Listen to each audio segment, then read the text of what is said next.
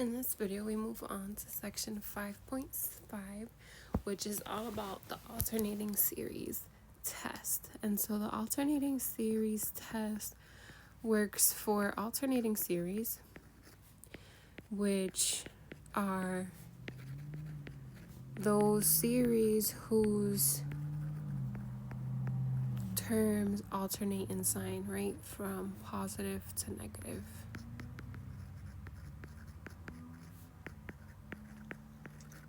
Right, so they alternate between positive and negative. So the notation for this is an alternating series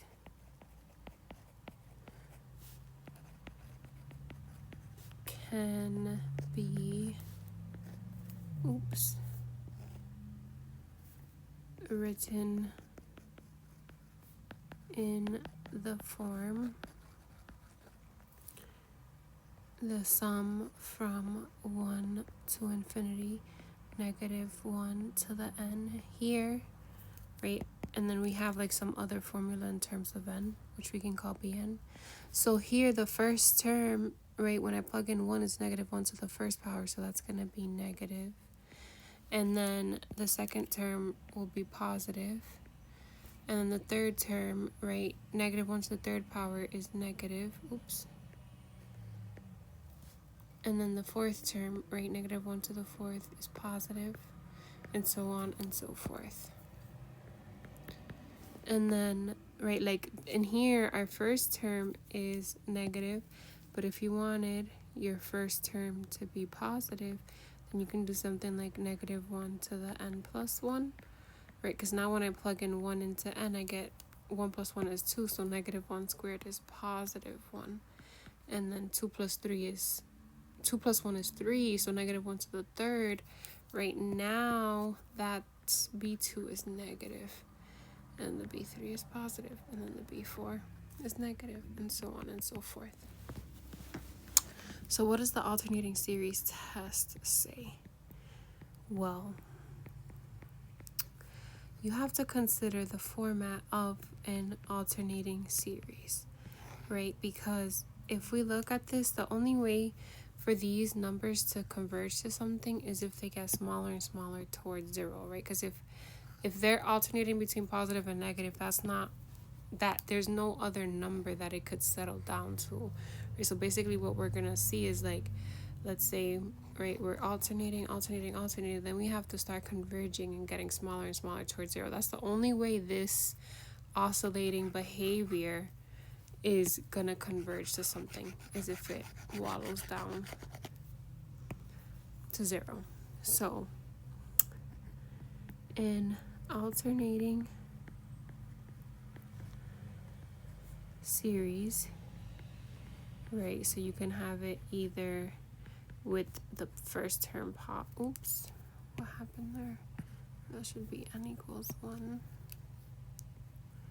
n equals 1, -1 to the n plus 1, bn, or, so does it matter if the rate, whatever term is positive or negative first? All that matters is that it alternates. So it converges if both of the following hold, right? So if the following are true. So the first part is that the sequence bn, right, so when you ignore the -1 part, right, the other part of your series, that part is decreasing, right? So bn plus 1 has to be greater than bn. And then 2 is that the limit of that bn has to be 0. So basically, in a nutshell, bn has to be decreasing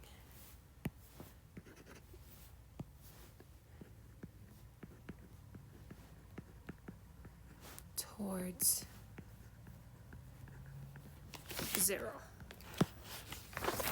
So let's do a couple examples. Okay. Oops. Okay. So, example for each of the following theories, determine whether the series converges or diverges. Right, so for part A, we're given the series from 1 to infinity of -1 to the n plus 1 all over n squared. Right, and we could rewrite this so that we see it in this form here. We can pull down the bn, like pull down the -1 to the n plus 1 and put it on the side by itself. So this is the same thing as if we pull down the -1 to the n plus 1 out of the numerator. What's left in the numerator is just 1. Right, so in this case, our bn is that 1 over n squared that's left. Right, so bn is equals to 1 over 1 squared, 1 over 2 squared, which is 4, 1 over 3 squared, which is 9, 1 over 4 squared, which is 1 over 16, and so on and so forth. Right, so if we notice, right, 1 is greater than a fourth is greater than a ninth is greater than 1/16. So bn is decreasing, so our first condition for the alternating series test, right, is met. And then now we have to see what the limit of the bn is. So we're going to take the limit as n approaches infinity of 1 over n squared, which we know because the n is in the denominator and it's going to infinity, that's going to be 0. So our second condition is held. Therefore, by the alternating series test, the sum from 1 to infinity of -1 to the n plus 1 over n squared converges.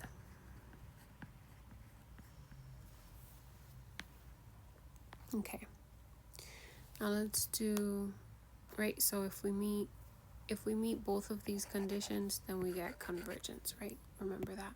So basically with the alternating series, what I like to think about is like, I'm just going to ignore the alternating part and focus on the other part and see does that decrease towards 0, and if it does, then we get convergence.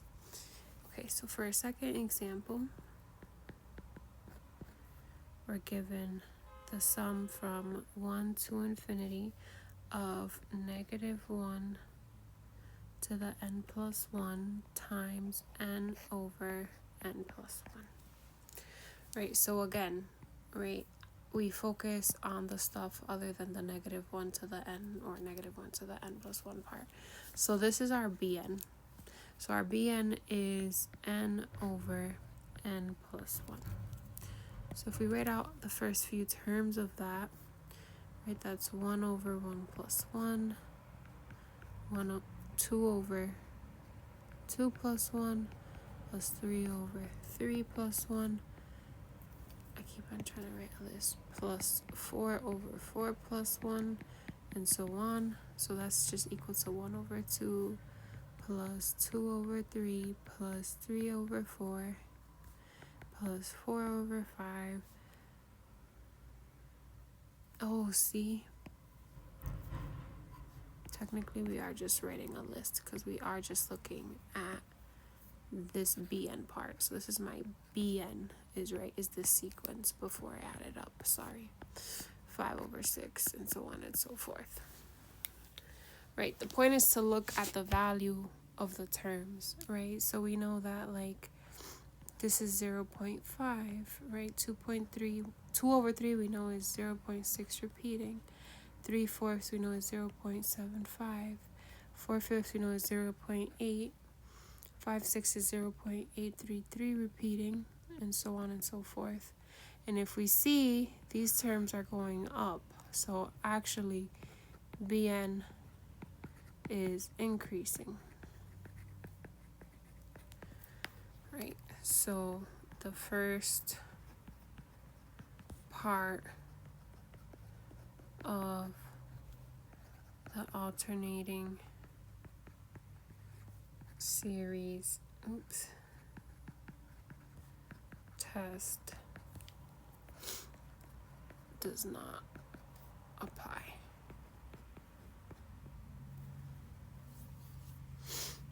Right, and we also could see that if we did the limit as n approached to infinity of n over n plus 1, that wouldn't go to 0. So it doesn't matter because the first part's already violated, right? But remember, if we have the same power of n in the numerator and denominator, we use the coefficients, which in this case, there's an imaginary 1 coefficient on both of these n's, so it's just 1 over 1, which is 1, right? So the alternating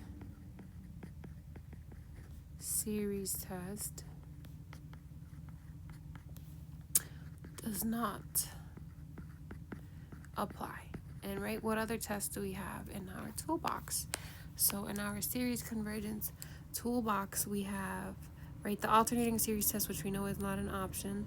So other options is we have, remember the very first thing was the sequence of partial sums and finding the limit of the sequence of the partial sums. The second thing we learned was the divergence test. The third thing we learned was the integral test.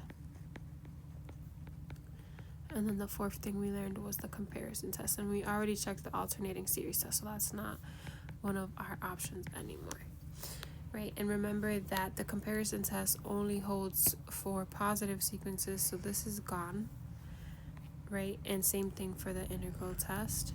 And so now we can try, so instead of doing the whole hassle of the sequence of partial sums, we can use the divergence test, right? And so we know that from the divergence test, if we recall, what did the divergence test says? It says that given a series, if the limit of the sequence is not equal to 0, or if it doesn't exist, then the series diverges. And when we look at our series, right, which the series we're dealing with, right, is -1 to the n plus 1 times n over n plus 1, right? The limit of that series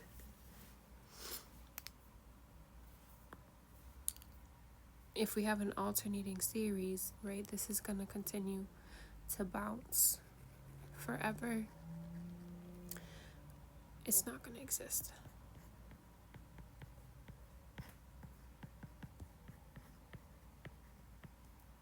So by the nth term divergence test, which that is the alternate name for the divergence test, the series, the sum from 1 to infinity of -1 to the n plus 1 times n over n plus 1 diverges.